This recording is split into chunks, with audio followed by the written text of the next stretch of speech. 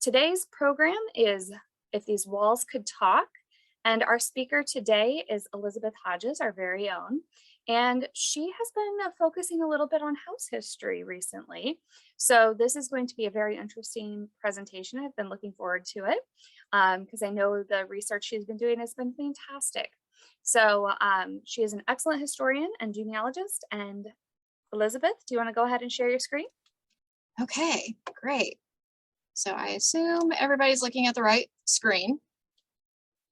Welcome, everybody. So I am really excited to talk to all of you today about how to get started researching your house.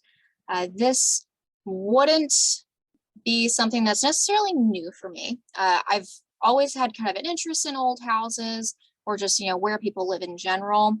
For those of you who might not know this, I used to work at the Tenement Museum in New York. So that was a historic tenement building built in 1863.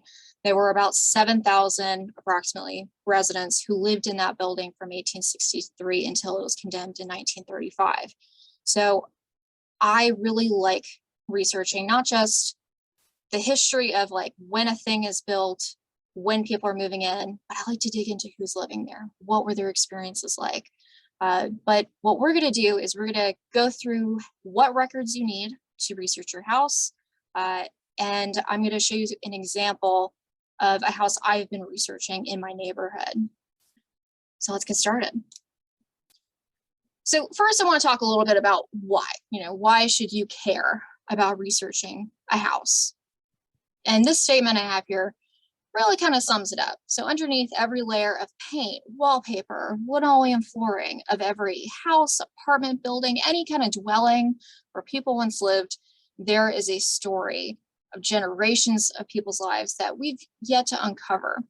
The reason why I like to think of houses, especially houses that might be a little older, houses, they have a lot of layers. And I know that from my own house and having to peel back layers of things when trying to do restoration work.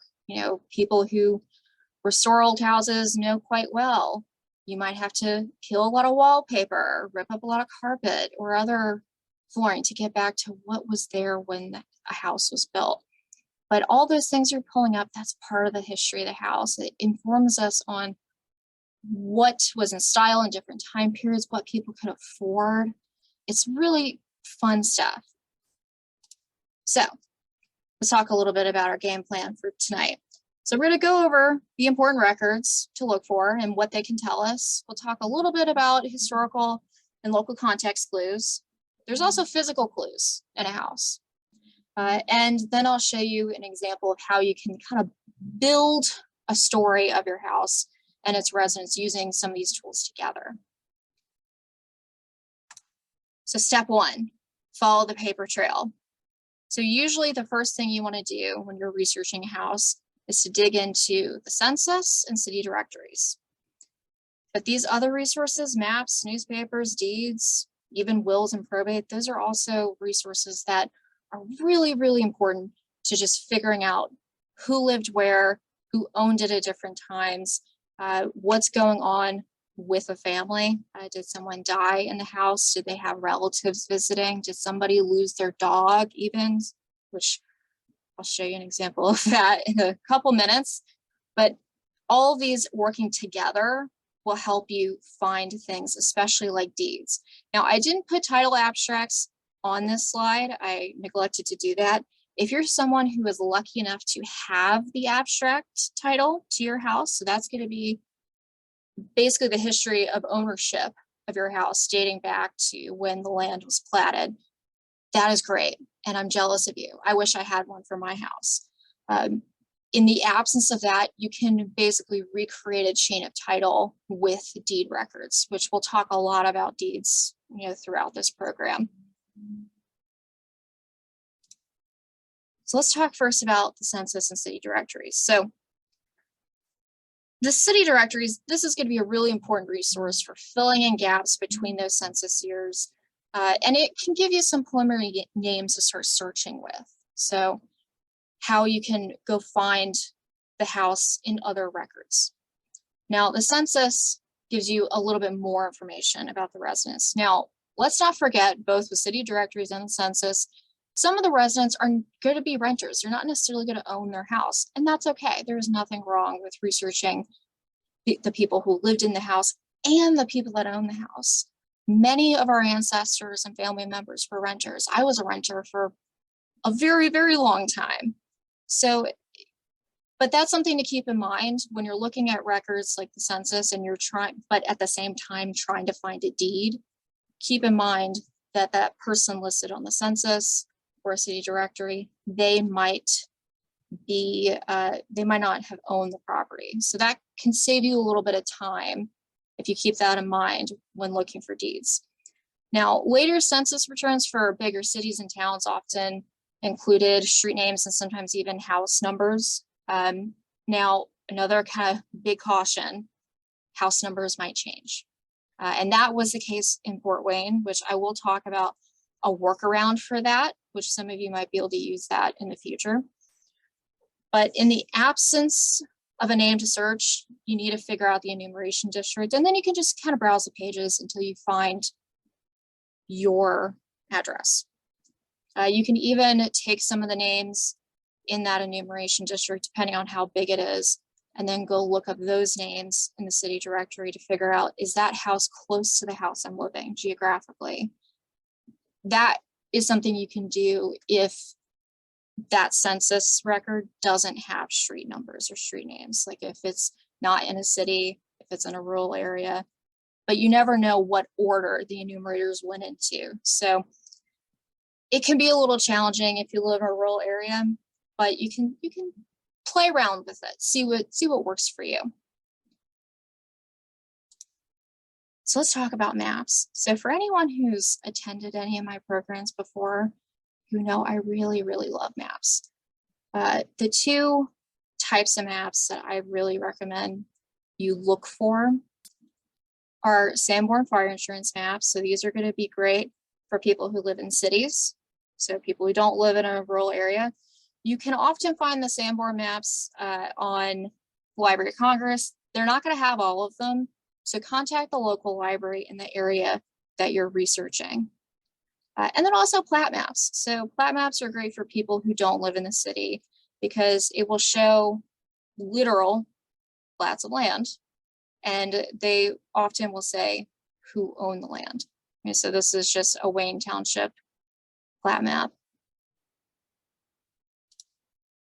Newspapers. So there's a lot you can find in newspapers. I actually put a link in the handout to a program I gave on how to do newspaper research. I highly recommend if you go to that YouTube video and click more on the description, you'll see a link to that handout, which is very, very detailed. So if you want just basic tips on newspaper research, I recommend going there and checking that out. But in the context of researching your house, this is what you can find. So you can find things like real estate transfers, right? So that is a legal notice in the newspaper. So are building permits. But you could also find information about residents. So if you're having a hard time figuring out, I think this person owned the house, but they're not in the city anymore, what's going on? You might be able to suss out what's happening in the society pages of the newspaper. Now, if you're having issues finding the house mentioned in the newspaper, I highly recommend just go to the real estate transfer section of the newspaper in that time frame, which I'll show you how to do that in a moment, and make a note of the exact verbiage used in that section. This will help you determine what search terms you should be using when you're searching for things like real estate transfers and other things. Deeds. So I could do a whole other program on just looking at deed records. Also, I didn't add tax records to the earlier list. Tax records are also helpful, especially personal property tax. That's, again, a whole other program. However, my colleague John did do a program on using tax records, and I did put a link to that recording in the handout as well. But where do you find deeds? Kind of depends on the time frame we're talking about. So I kind of suggest look at the Family Search Catalog first and some other online resources, see what it might be on Ancestry. But usually for me, my first stop is the Family Search Catalog. If you determine it's not online, contact the county recorder's office. They should have it. Now, what you should do is, and also like where you should start, like I said earlier, you want to collect as many deeds as you can to just kind of establish a firm chain of title, which is basically who the property is being passed to. Gather all the names of potential owners from the census, the directories, newspapers. Use those names to then go look in the indexes. So look in the deed indexes. Not every deed index is really great. I'm not gonna lie to you. Some are really hard to use. Some of them are not even really complete. So just be patient with yourself while you're looking for deed records. I know it took me a long time when looking for some deeds for the house that we're going to talk a little bit about. It took me a long time to find some of these deeds because it was a little bit of a nightmare digging through the index. We'll talk more about it.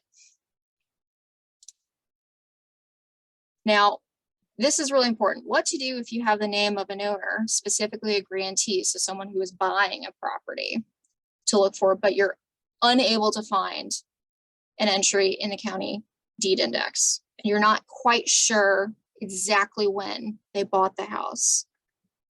Go to the newspaper, look at the real estate transfer announcements, see if their name comes up, search for the person's name, search for, you can even search for the lot number and the neighborhood. That can help at least narrow down to a month and a year of when it was reported. Usually they're going to post those recordings in the newspaper within that week, usually in a couple days, depends on how often the paper was coming out. So that, like I said, it can narrow it down, and that will at least tell you what volume in the deed index to look in, because otherwise you could be looking through many deed indexes, which I'm going to say this, as I said a minute ago, not every deed index is easy to work with. It may take browsing an entire volume of an index a few times. And what I think I've phrased this rather poorly, but what I mean by that is if you say no, somebody's last name is Cox, and you look through that index several times and you're just not finding it, you might have to then go to maybe the volume or the next volume earlier than that, because maybe it was like on one of these threshold years, or maybe you just missed it. There was at least 2 deeds where I found them only after taking a break for a couple days of looking for it, because I think at a certain point you just stare at a paper at the screen for so long, all the letters look the same. Now, we do genealogy, right? That's not uncommon, right? So approach researching your house much the same way you approach doing regular old family history. Think of it as you're doing the genealogy of your house. So put your genealogy hat on. So let's talk a little bit about researching the big picture. So the local and historical context. So when you're researching your house, a couple of good questions to keep in mind. First being, what was happening in the world, the state, and just the local community during the time frame that you're researching. Did you find that somebody died in the family when they were living there? Was there a flu pandemic? Was there a war? Keep the big picture and the micro picture in mind when you're looking at what's going on. Well, and also how might those things affect the residents? So just world events and also events in the community.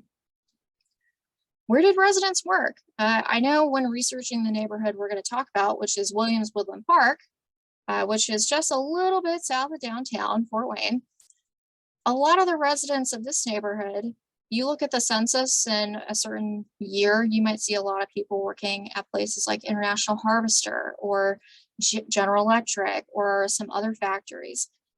That can inform a lot on the community. Where are they working? How much are they making? So what is their economic status? Uh, it can really open your eyes when you start digging into the community as a whole in that respect.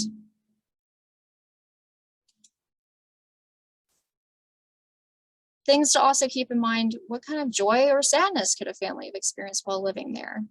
Was a baby born in your house? Did somebody die in your house? I can guarantee you, if you live in an older house, both are probably true. When I worked at the Tenement Museum, I can't tell you how many people would ask me, did somebody die here? Yeah, several people died in that building because it was a residence from 1863 until 1935. But also people were born in that building. They were delivered by midwives.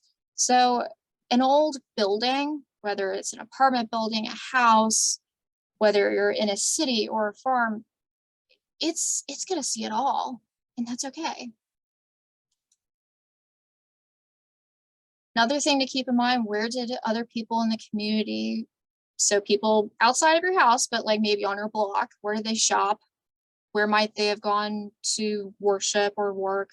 Where they send their children to school, or simply how do they have fun? So what you could do is look and see, look at the city directories, look at the Sanborn map, and see what is physically around the house. Also, I highly recommend look at the history of a neighborhood, or if your house is in a neighborhood or a subdivision, or the settlement of a rural area. So looking at that history. Now, Williams Woodland Park, for those who are not local, this neighborhood, a little bit of background on that. It was once a part of the estate of Jesse Williams, who was the chief engineer for the Erie and Wabash Canal. He had a park on the property. It was a grove. The family tried selling the grove many times to the city. The city wasn't interested in buying it. So it was a private park. The city wasn't interested in buying it, and eventually Jesse Williams' children decided to sell the property to a real estate developer named Louis Kurtz, who then platted the neighborhood. So this is the first original plat of the neighborhood. So you can see them divvying up the lots.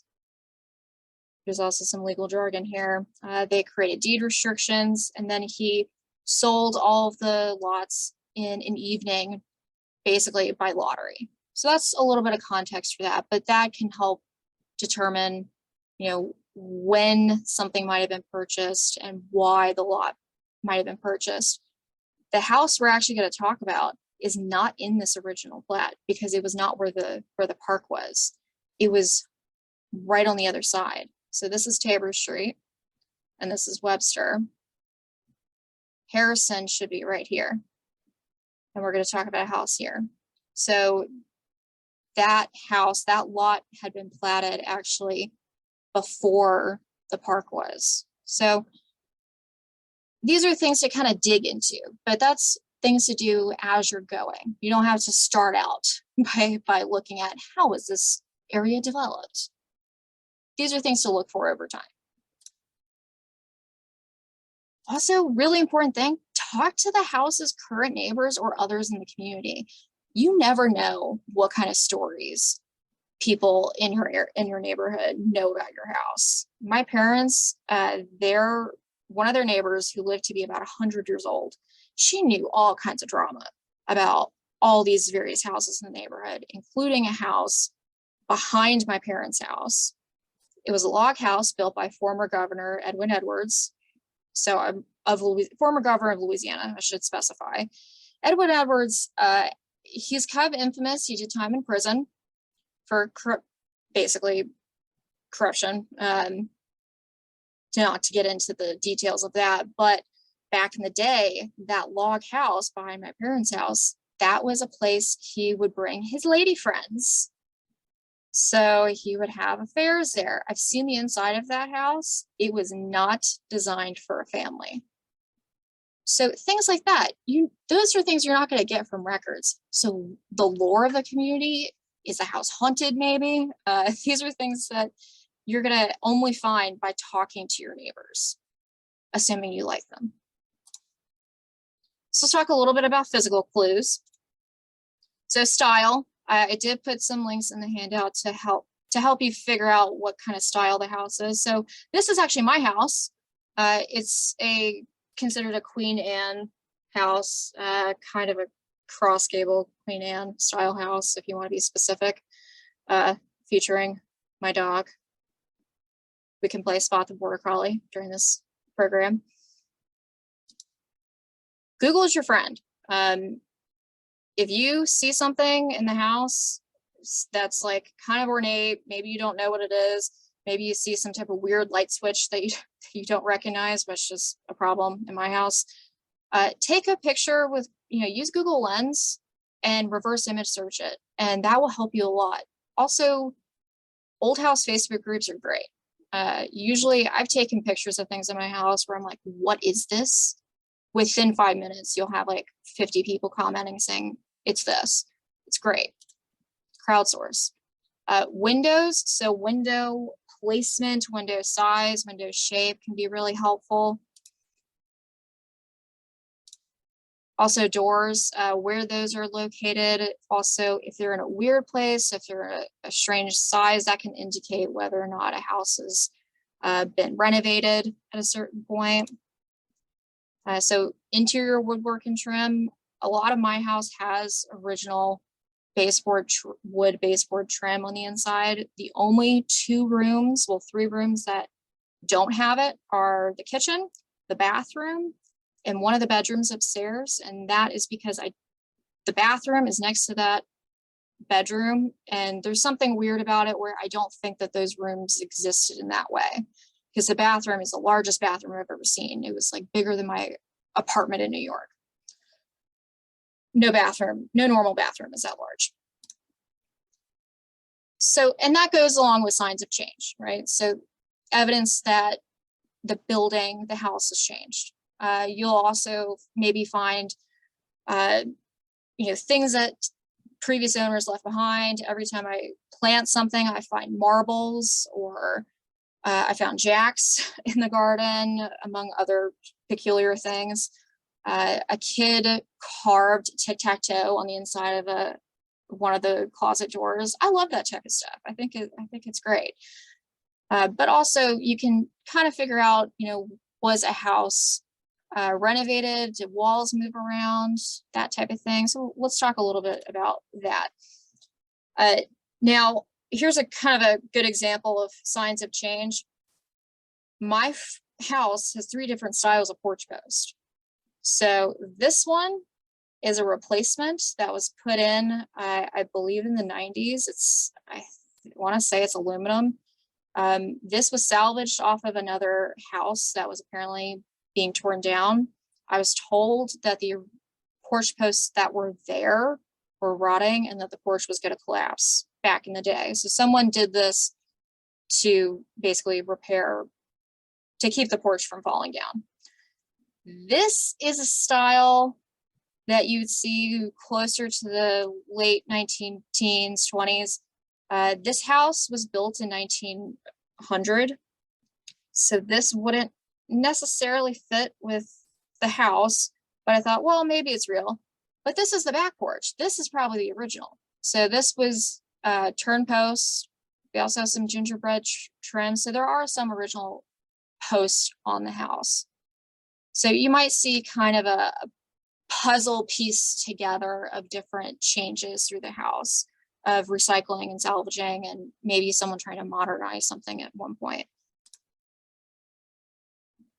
Another thing, so my house, they decided to enclose part of the back porch, and this is where the fire insurance maps can be a little kind of helpful. So you can see the footprint of a house. So this is the back porch. If it was 2 stories or if it was enclosed, it would say that. There would be a line here. So this is from 1902. Now, we recently got many of the Allen County building permits that are on microfiche, because the building permit office, their fiche reader broke and they were going to get rid of them. So we got them. They are not, I'm going to preface this by saying they're not necessarily ready for the public to dig into them yet, because our shelvers are doing awesome work by reorganizing them because they were not in alphabetical order by any means. And they're cleaning them, and there are a lot of them. So as of a couple days ago, they had gotten through streets A through H. So they're still working on it. But I know that in 1993, somebody applied for a permit to close in half the back porch, and this is what that looks like. So how do we use the documents and other things to kind of figure out what the story is for a house? So when we do genealogy, when people start with genealogy, we often tell them, look at the most recent census. So that's what we're going to do. So I did find the house in the 1950 census. We have the Carter family living here. So we have William H. Carter and his son, Herbert. So William is 74 and he's a widower. His son is 49. He had never been married. He is a clerk in sales at a truck manufacturer, which I looked that up in the city directory to figure out which one. He was working at International Harvester. Now, here's the interesting thing. So this says 2406, so that's the address of the house that we're talking about. I'm going to preface this by saying this is not my house. This is just a house in the neighborhood. So don't show up at these people's house, please. So downstairs, upstairs. So they subdivided this house in some type of interesting way so that a family of 4 could live upstairs. Now, this house, this is a 4-bedroom house currently. The way I've seen the inside of it, the way the walls are, the way the doors are, the way the woodwork looks, they had to have just been really comfortable with each other to have it set up like that, because there aren't enough exterior doors for them to truly turn it into an upstairs downstairs duplex. There's too much original woodwork in there that looks too good for them to have been moving walls around. So this is kind of interesting. Now, the Carters, they did own the house. So they owned the house and they were renting to the Walling family. The next thing you want to look at are city directories. That will fill that gap between census years. I want to give you a couple tips for the city directory. If you don't know, if you don't know a name to look for in the city directory, or you're looking for a city directory that didn't have a reverse address lookup in the back, right? So a number of the older Fort Wayne yearbooks, you can't look up an address in the back, but there's kind of a way to hack that. So the two things I want to point out, first being, a lot of people don't realize that you can browse individual city directories instead of searching. So I do want to point this out to people. But the way to kind of hack the not having an address lookup in the back is to do a keyword search. Do variants of this. If you have like a north, south, east, west in the street name, include it one time, exclude it another time, play around with it to see how it works. I put this in quotes. Sometimes you get more or just different results than leaving it empty and then clicking exact. It kind of, honestly, it depends on the day.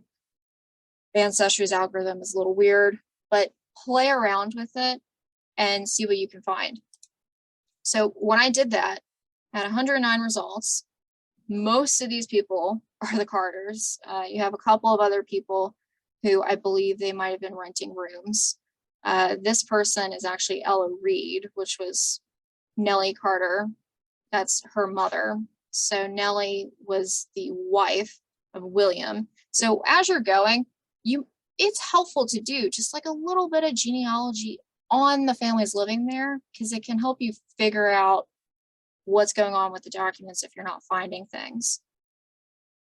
Now, I was able to determined that the Carter family lived in the house the longest amount of time. So they were the longest owners of the house to date, and they had lived in the house the longest.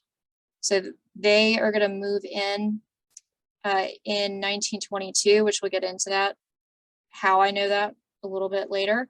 And then the family stayed in the house until their son Herbert had died in 1979. So that's a long time.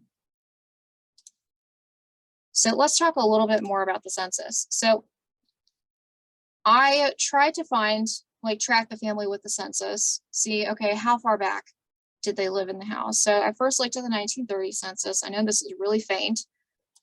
I tried to make it clearer and it didn't really work. But this is the Carter family. So William, Henry, and Herbert. And the mother-in-law, Ellen. This column of the 1930 census says whether rented or owned.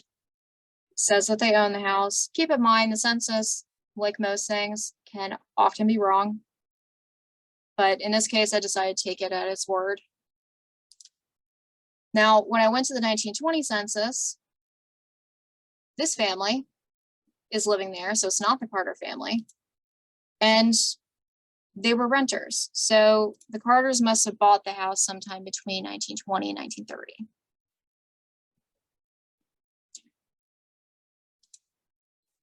So I mentioned that house numbers change, and that is absolutely true for Fort Wayne. So when you're looking through the city directory on Ancestry and you're trying to do that hack that I mentioned, what you could do is search by, you have to search by the old address as well. So that's something to not forget. Now, Fort Wayne's addresses are going to change around 1902. The way to figure out what the old addresses were, well, the simplest way to figure it out is to actually look at the fire insurance map. So for those of you who are not familiar with using these, you can, like I said, you can find them on the Library of Congress's website. They don't have all of them, but they have many of them. You can look at them there. This first page is an index page, so it's meant to tell you what page of the maps you need to go to, because Sanborn, those maps were bound into big atlases. And there's also a key, so it will tell you what the colors mean, what the symbols mean, all that good stuff. And then here's the page that we need. So this is the house. We're going to look at it a little zoomed in. I do want to point out Third Presbyterian Church no longer exists. So it's nice to see things on the map that might not be here now. So zoomed in on the house, couple of things you need to make notes of. So the lot number. This is the old address. And that's the new address. The reason why I say make a note of all three of these is because sometimes the modern day lot number, if you were to look at the modern day property card, it doesn't always show what the lot number was back then. Sometimes it's changed. It's kind of strange. Don't fully understand it, but make a note of this number since you're already here, and always make a note of what the original was. Now, the Fort Wayne fire insurance maps for 1902, when you have this line for the new addresses, they actually put two numbers. And I talked about this with my colleague, John Beatty, who's our Fort Wayne expert. And he isn't entirely sure why it's like that. The only thing he can think is that 1902 was the year that the addresses changed. And it's possible that they didn't know exactly what it was going to be. They knew it was going to be one of two numbers. And that's kind of why they did it. So they published it before the change was officially made, or they designed it, printed it, what have you, right before the change was officially made. That's the only thing I could think. So if you see this on other maps, that might be what it is. So what do you do with this information? I decided to take that and then go to newspapers.com. Now, what I did here by searching, 1408 South Harrison, do variations of that. Do South Harrison. Don't forget to do things like wildcard searches, truncation, because OCR is not perfect. You sometimes have to trick the OCR to get what you need, right? For this example, I did 1900 to 1902 because I knew that the house, based on the census, because it doesn't appear in the 1900 census at all. So I'm thinking it was built, the house we're going to talk about, or that we are talking about, I should say. I assumed it was built probably after 1900, right? And I ended this in 1902 because that's when the address has changed. Like I said, don't forget to do alternate spellings and add or exclude abbreviations. So S for South, W for West, etc. And look for the names of residents that you found in the city directory. See what they're up to. See if they're mentioned in a real estate transfer. See if they're mentioned in the society pages as moving. Do all of the above. So this particular search, I only get 2 matches. This one is actually an OCR error. This is actually 496 or 498.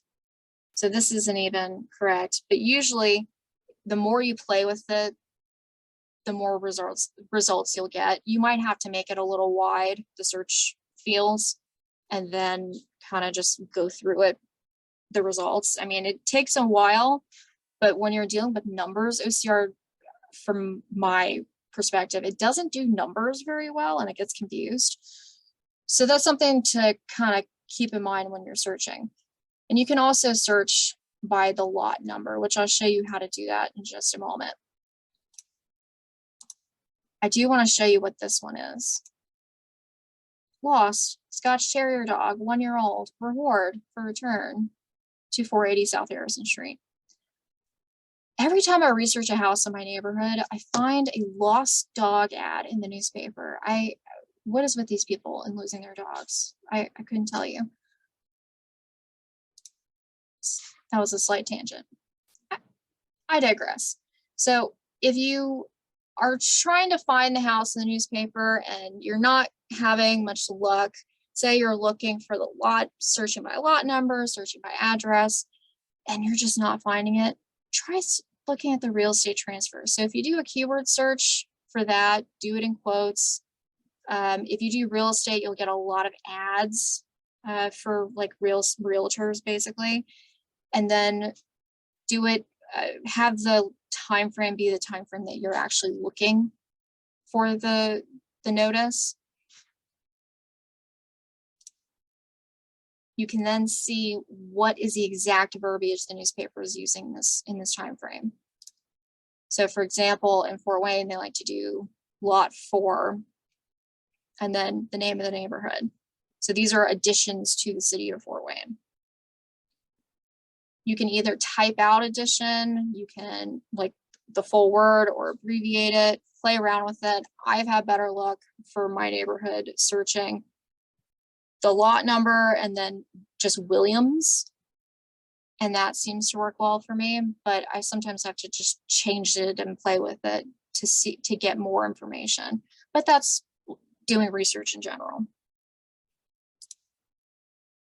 This is for a completely different properties in another state. I just wanted to show you what it might look like in a place that's not Fort Wayne. This is my grandmother, Winifred Gonzalez Dolan. And this has to do with her selling off properties that my great-grandfather owned. So when you're looking for real estate transfers, it's not always the lot number. It could be the address, the actual address. So look at what it looks like in the paper in the area you're researching. So when I was doing that, and also looking at city directories, I was able to figure out that the first person I could find in the city directory was somebody named Herman Simon. He was living with his wife, Matilda, and that was in 1902.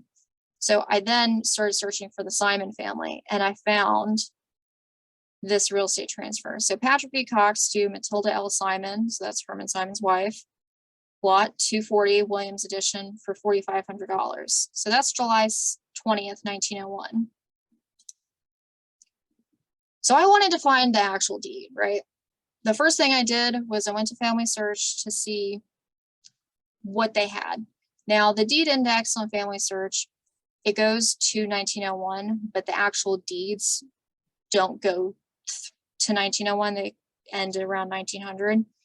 So I was at least able to look in the deed index to figure out what book I needed. I do have instructions on the handout on how to find this within the Family Search catalog. So here's the index. So we have Patrick E. Cox, date is on this side, to Matilda L. Simon. In the description column, we have the lot number. So book and page number. Great stuff. Now, I still wanted to see what the deed looked like because it could include information that I felt like I needed. Because it wasn't online, I had to go to the county recorder's office. Now, the Allen County Recorder's Office, you can call them or go in there and request this information. If you can't do that, if you're doing this research in the middle of the night, like I often do, but you want the information now, they have this online portal thing. It is hard to use and you do have to pay. So I just wanted to let people know that it exists, but I would contact the recorder's office first. But if you want to find a deed that is later in time, that isn't in the index for the time frame we're talking about, that was on Family Search, you will have to go to the recorder's office. It's not going to be on Family Search. So here's that real estate transfer I found before, and this is the deed. Basically just, oh, I went too far. Basically just saying how much she bought the property for, that her and her heirs and her husband, it's their property forever until they decide to sell it, basically. It says who they're taking over the mortgage, well, who owned the mortgage, which was Tri-State Building. There are a couple things I'm going to point out in later deeds. I'm going to show you a specific language to keep in mind, but you want to always take a note of the date it is recorded, because it doesn't always match. This section basically is the whole exchange being notarized. Okay, so we know that the Simons bought the house in 1901. So I go look at the 1910 census. It's not them. It's another family, the Lang family, and they are renting. So what happened to the Simon family? Because they had lived there. So where did they go? I did some research, saw that they moved to another state, but did they still own the house? That was a question I had. So here's kind of a comparison between a number of city directory years. So this was the first one they appeared in. Herman T. Simon, he worked for Simon and Brothers. So this was actually a bookstore that was created by his father in the 1850s. This particular city directory actually included the old address, which is kind of interesting. So that's him in 1902. All the city directories until 1907 look pretty much the same as this, but then notice he has a different job. He's not working for his father's bookstore anymore. He's a travel agent. So, what's going on there? And then the following year, the city directory says he removed to Grand Rapids. So what happened? I looked in the newspaper and figured out that the bookstore filed for bankruptcy in 1906. One thing I find kind of interesting is this section where, because he was running the store with one of his brothers, his father had passed away several years prior. This section says the personal liabilities of the partners are trivial. Neither owns real estate. Well, that's actually not true. We know that Herman Herman Simon, I should say, he owned his house. So I'm not sure what this is about. One of his creditors was Me Williams, which was one of the children of Jesse Williams, the people who platted the neighborhood, who created the neighborhood the house he lived in was located. So that, I thought that was kind of interesting. So that happens in 1906. We go to 1907 in the society pages, we see Mr. and Mrs. Herman Simon and their children leave tomorrow for their home in Grand Rapids. So he took another job in Grand Rapids, basically, and they moved. So I scoured the deed indexes and the newspaper thinking, okay, they must have sold the house around that time frame. So who owned it? They didn't sell the house when they moved to Grand Rapids. They didn't sell the house until 1913. So the house was put on the market towards the end of 1912. I saw some, ads very similar to this one in the newspaper. So they were renting it out from the time that they left until the time that they sell it in 1913. So they sold the property to a woman named Margaret Ditto for $3,000. So they sold it for less than what they bought it for. Now, Margaret Ditto, she never lived in the house. She owned a grocery store. She owned a number of residential properties that she had rented out to people. So she never actually owned the property. Very shortly after she bought the house, she tried to immediately sell it, and she didn't. I saw ads saying, quick sale. It will be cheap if it's a quick sale, much like this one. But she didn't actually end up selling it in 1913. She held on to it for several more years. So this is a copy of that deed. Now, time goes on, people are renting, people are living in the house, it's great. And then I'm searching for Margaret Ditto, and I come across this. So her property, including this house, was being auctioned because she had filed for bankruptcy in 1922. So I'm thinking, what happened? Why is she filing for bankruptcy? Well, her grocery store wasn't doing well. So the house goes up for auction in 1922, and then it sells. Now, I'm going to go over some very specific things from this deed. This one in particular is like 3 pages long, and it's because of a lot of her bankruptcy stuff, but there's some specific language I want to point out. So first, the date, right? So 16th day of March, 1922, Margaret G. Ditto was duly adjudged bankruptcy in the district court. It lists the name of the attorney who was appointed as her trustee.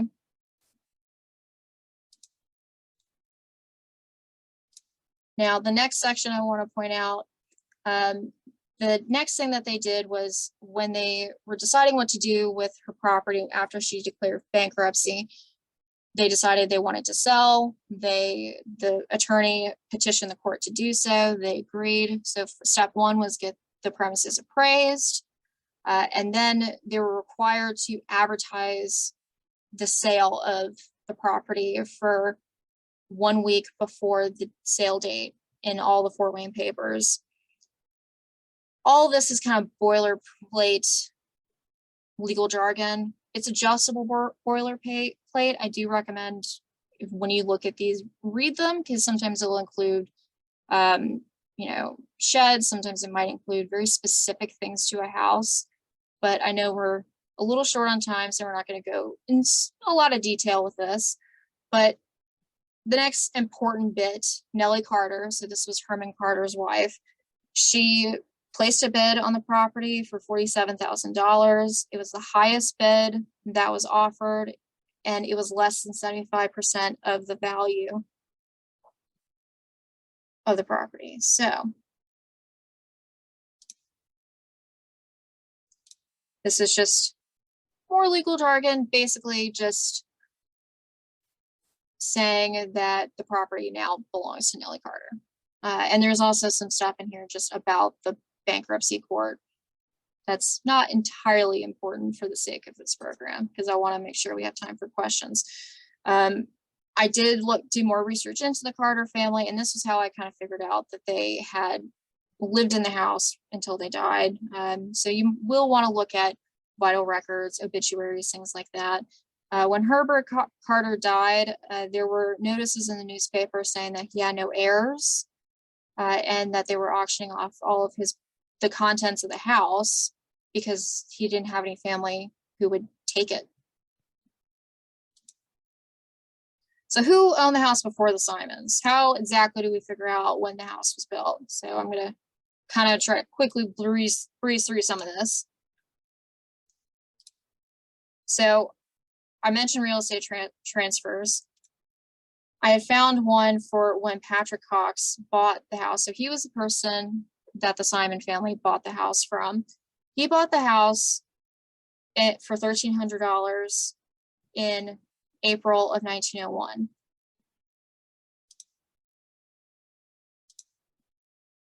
This is what that deed looks like. I'm going to go in detail a little bit with this. Yeah, here we go. So at the beginning, you're going to have who is selling the property. So Gordon Kurtz Company, a corporation. It lists actually the name of the president and its secretary. These men actually lived in Indianapolis, so they did not live in Fort Wayne. It says that they're selling the property for $1,300 paid by Patrick B. Cox. Now, here's some context clues to keep in mind. In July of 1901, the Simon family bought the house for $4,500. Given the mass house building boom in this time frame and the fact that there is no recorded resident of the property until the Simon family, it is unlikely that Patrick E. Cox would mark up the resale value so high unless he had purchased an empty lot and he was the one that built the house. So this is the date that I kind of want to point out. It has to do with sewage assessments and taxes. This date, look at the date. So this was done in 1900, right? And they signed. Now, they notarized it July 31st, 1900. They didn't actually get it recorded until April of 1901. So that's something to also keep in mind. Deeds are not going to always be recorded in a timely fashion.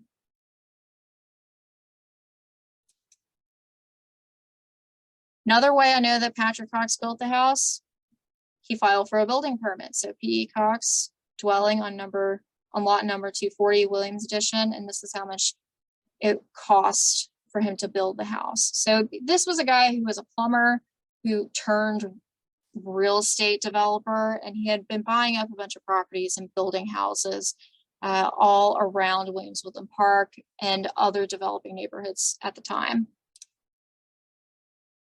So I had wanted to trace the history of the lot back to the Williams family. So I had a hard time doing it, I'm not gonna lie. When it came from the Kurtz, that company I mentioned, and then like when they bought the property, I had a really hard time finding this because it was not in the newspaper. Or if it is, I just couldn't find it. And I didn't know when they bought the property. How long did they hold on to an empty lot until they sold it? Eventually, after just looking at the deed index in the K section in multiple volumes, I finally found it. And this is it.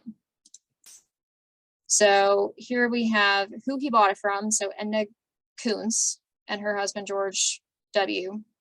Kuntz. Says how much they paid, and then this is who bought it. So the Gordon Kurtz Company. This section, they always do the next section as basically a description of the lot, of what is being purchased. So this title so conveyed is clear and free. So basically, no one is claiming that it is theirs. And the other thing to note is the date, right? Always make a note of the date because it doesn't always match up the way that you think it does. And then this section, the last part, is when they're going to notarize. So the notary going to the recorder's office, the witness, the date, who he is, and then the final date of it being recorded. Eventually, I was able to find this link between them, and I'm going to finish with this deed because it's an unusual one, because you're dealing with people who don't live in the same place, and multiple people are going to own the property. So let me flip through to get to the good part. Edward P. Williams, that is one of the heirs, and his wife. Meade C. Williams and his wife Elizabeth, and also Henry M. Williams and his wife Mary Hamilton Williams. These three people are going to be the sellers, so the grantors. They sold the lot for $700 to Edna Kuntz. And this part is that description that I mentioned. So basically, this section has to do with taxes, which is sometimes important, sometimes isn't. When it comes to determining, are they having to pay a lot of taxes for it? It might explain why a property is being sold. So when you get to the part where they're notarizing stuff, you can actually see that not everyone in that list actually lives in the same place. So Henry M. Williams and his wife Mary, they're the only couple out of these three couples that actually lives in Allen County at the time. So we have where, this just saying this is a notary situation, who it is, and then the date. So this was the 19th of January, 1894. The next person was actually living in New York, Edward P. Williams and his wife Abby. That's the 11th of January, 1894. And then the last one is in St. Louis, and that's Meade C. Williams and his wife Elizabeth. And that's the 8th of January, 1894. So they had to get all this stuff notarized across multiple cities before it can finally be recorded February of 1894. I'm not going to go through this, but what I did with this information, I basically made a timeline. I actually have multiple timelines, but this was the most condensed one. But I often like to include also who's renting, where are people working, that type of thing. But I do like a good timeline. So to wrap up, final tips, take note of all the relevant numbers for the house. Just write them all down. Make a note of that. Use maps. Look at the language in the real estate transfer section of the paper. And finding deeds, you got to remember to look at all the things. Use the census, the city directories, the newspaper, and maps. Use it all together because those are tools you need to find what you're looking for. And don't be afraid to do a little family tree for some of the residents of the house because it'll help you find other records. And it also opens up the family story. So thank you again, Elizabeth. Thanks, everybody. Bye. Night.